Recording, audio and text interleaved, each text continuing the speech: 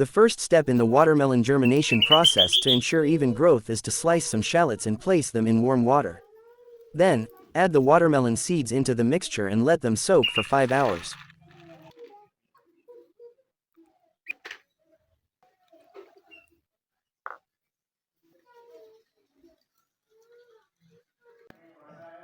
After soaking the seeds for 5 hours, the next step is to carefully drain them using a strainer. Make sure the water is fully drained so the seeds don't become too damp. Then, prepare a clean and moist cloth as a medium for the germination process. Spread the seeds evenly on the cloth to ensure optimal growth. After placing the seeds on the moist cloth, tie the cloth neatly to keep the seeds in place.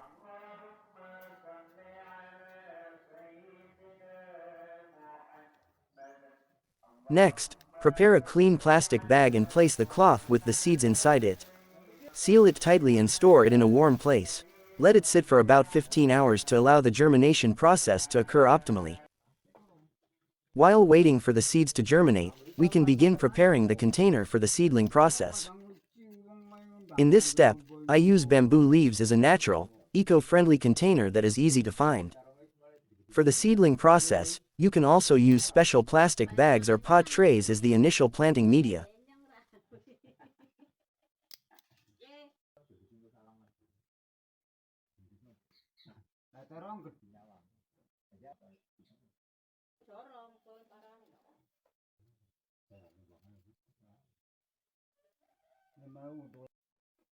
For the growing medium, I choose coco peat or coconut fiber because it has excellent water retention and supports optimal root development.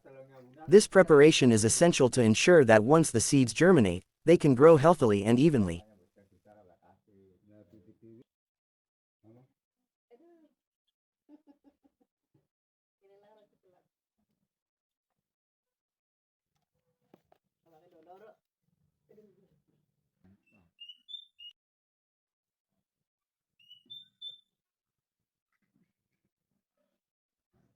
After the seeds have been stored for about 15 hours, the next step is to open the plastic and the cloth used during the germination process.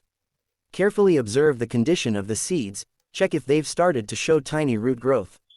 From the observation, it's clear that the seeds have successfully germinated. This indicates that the soaking and storage process was done properly, and the seeds are now ready to be transferred to the seedling medium. Carefully place the germinated seeds into the prepared seedling medium.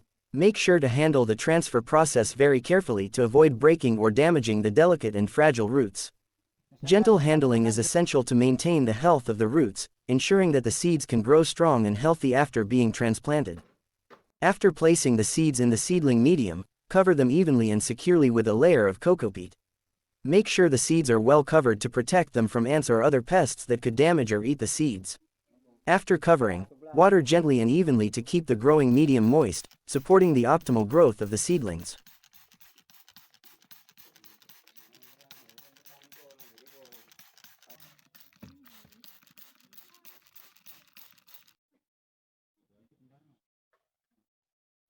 This time, I chose to plant in the front yard.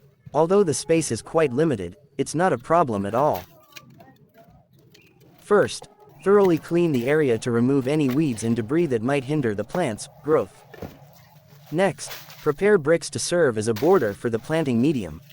These bricks will be stacked neatly one by one, forming a small pond-like structure that helps keep the planting medium organized and prevents it from spilling out. With this method, even with limited space, the planting process can still run smoothly and neatly.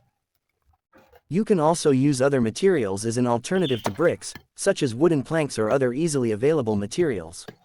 With these materials, you can build a sturdy and neat border or frame for the planting medium, creating a small pond-like structure that helps keep the planting medium contained and prevents it from spilling.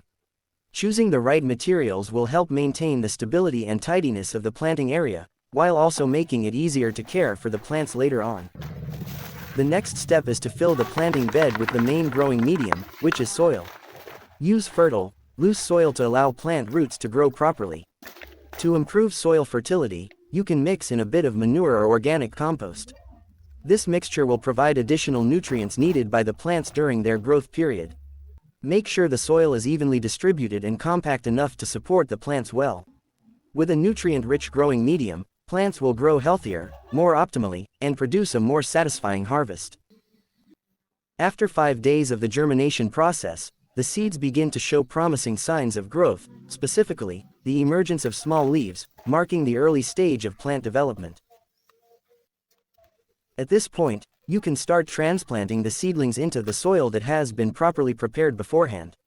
The reason I choose to transplant at an early stage is to support the development of a stronger root system. Young seedlings tend to adapt more quickly to their new environment, allowing their roots to grow deeper and spread more effectively after being moved.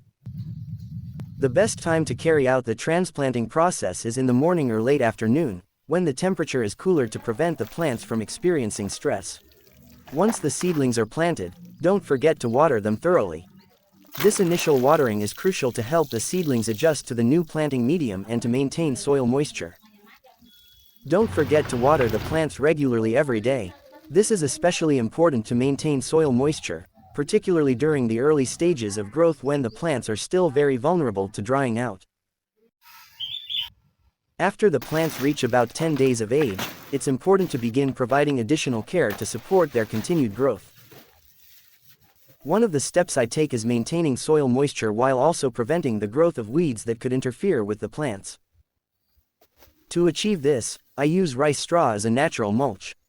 I carefully arrange the straw between the plants, covering the surface of the soil around the roots. This not only helps retain soil moisture for longer periods, but also acts as a barrier to suppress weed growth. It's a simple yet highly effective method for keeping the planting area in optimal condition for healthy plant development. If you don't have rice straw available, don't worry, there are still other alternatives you can use to cover the soil surface and help retain moisture. One commonly used option is plastic mulch, which is effective in suppressing weed growth while also maintaining soil temperature and moisture. Additionally, you can repurpose clean used sacks as a soil cover. Although simple, these materials can still provide sufficient protection for your plants from direct sunlight and extreme temperature changes. After the watermelon plant reaches 15 days old, significant growth becomes noticeable. At this stage, the plant begins to develop more leaves that function to capture sunlight optimally, allowing photosynthesis to proceed efficiently. Additionally, the stem grows rapidly, becoming stronger and longer to support the overall structure of the plant. This development marks an important phase in the watermelon's growth cycle, where the plant starts to strengthen its foundation for the upcoming stages. Due to the limited and narrow space available, we decided to use bamboo stakes as a practical and efficient solution for creating a plant trellis system. Using bamboo stakes not only makes the climbing process easier but also gives a simple and natural impression. With this method, we can optimize the limited space in a more organized and manageable way, allowing the plants to grow well despite the confined area. The bamboo I used was sourced directly from the backyard, so the material is very fresh and easy to obtain. After harvesting, I cut the bamboo to the required sizes.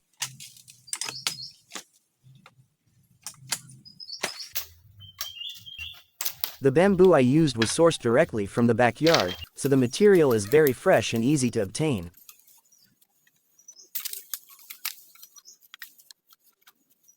After harvesting, I cut the bamboo to the required sizes, then neatly arranged it to form a small fence.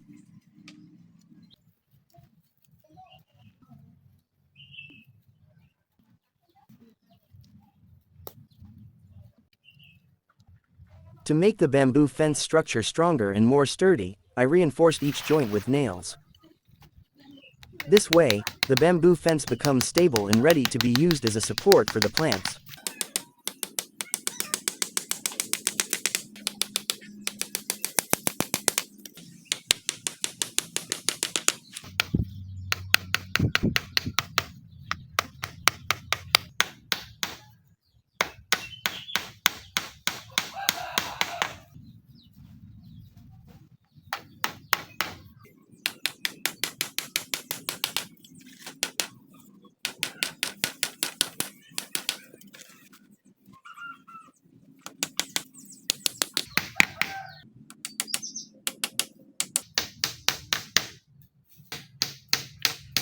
After the bamboo fence is completed and strong enough to support the plants and fruits, the next step is to carefully install it over the plants.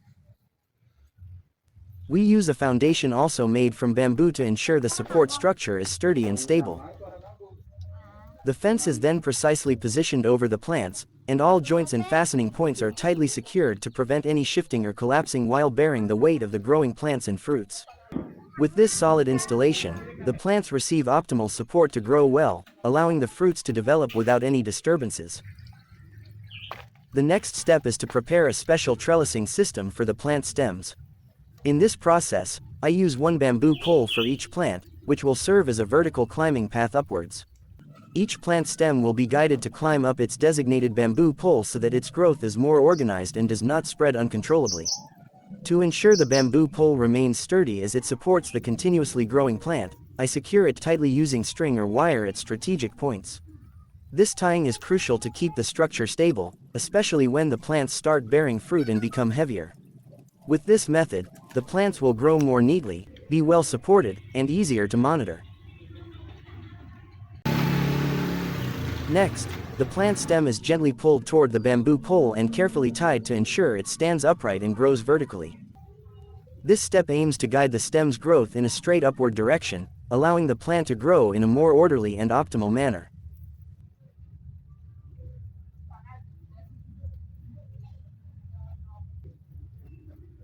If you're looking for a more practical method, you can also use a string tied from the bottom to the top as a climbing medium.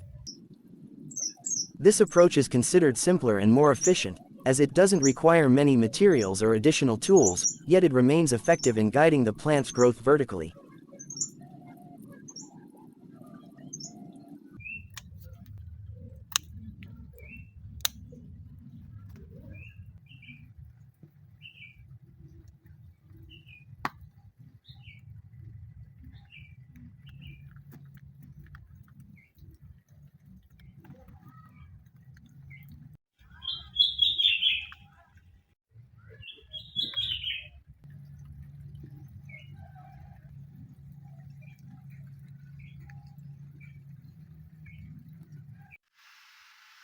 At around 30 days of age, watermelon plants typically enter the generative phase, a stage where the plants begin to develop flowers and potential fruits. During this phase, the vines usually start spreading in various directions and show signs of blooming. This is the ideal time to carry out the pollination process, which involves manually transferring pollen from male to female flowers to ensure successful fertilization and produce high-quality fruits. This is an example of a female flower on a watermelon plant that has already grown and is ready for pollination. To perform the pollination, we take a male flower from the same or a different plant and manually transfer its pollen to the female flower. The process is quite simple. Gently press or touch the anthers of the male flower onto the stigma of the female flower, allowing the pollen to transfer and ensuring optimal fertilization.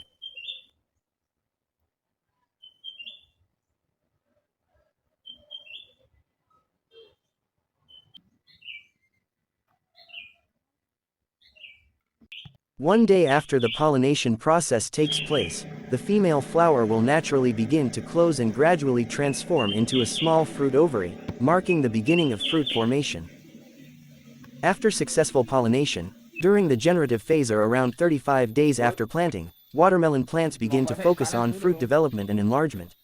At this stage, we recommend regular watering, especially during hot weather, to maintain consistent soil moisture without causing waterlogging. Additionally, it is important to carry out fruit selection by leaving only 1 to 2 of the best fruits per plant to achieve optimal yield. Any fruits that appear deformed, too small, or uneven in growth should be removed so that the plant's nutrients can be fully absorbed by the selected fruits. At around 45 days after planting, one of the important steps to take is to reduce the frequency of watering. This reduction in water at this stage aims to help increase the sugar content in the fruit, resulting in a sweeter and more flavorful watermelon at harvest. In addition, to prevent the risk of fruit rot, it is highly recommended to avoid direct contact between the fruit and the soil surface.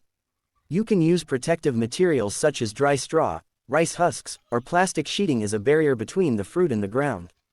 This step not only helps maintain the cleanliness of the fruit but also protects it from excess moisture and fungal attacks that can lead to rotting.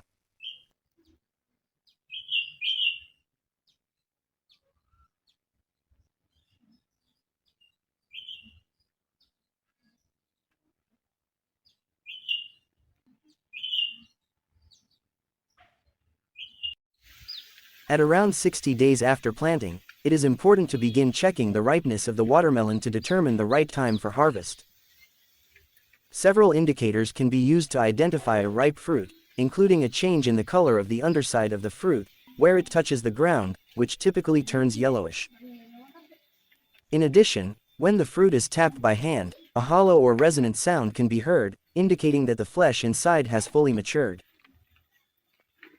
Another sign is the tendril or small spiral located near the fruit stem, which begins to dry out and turn brown, signaling that the fruit has reached optimal ripeness.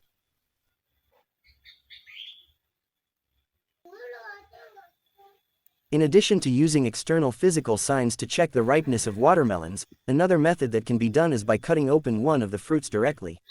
This approach aims to visually and tastefully assess the flesh of the fruit to determine whether it has reached full maturity. By observing the color of the flesh, its texture, and sweetness level firsthand, farmers can ensure that the watermelons to be harvested have reached the desired quality standard.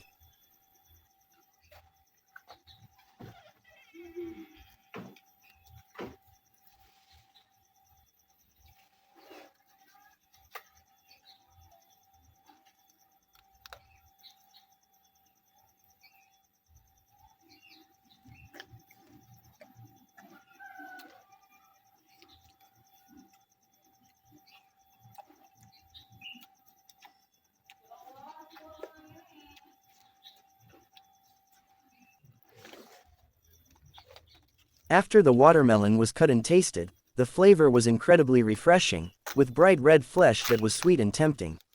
This is the result of a long and patient process, from planting and caring, to finally harvesting with pride. We hope this video provides useful insights and inspiration for all of you, especially those who are interested in growing watermelons in limited spaces, such as in a home garden. Don't forget to like and subscribe so this channel can continue to grow and share more gardening experiences and tips. Thank you for your support.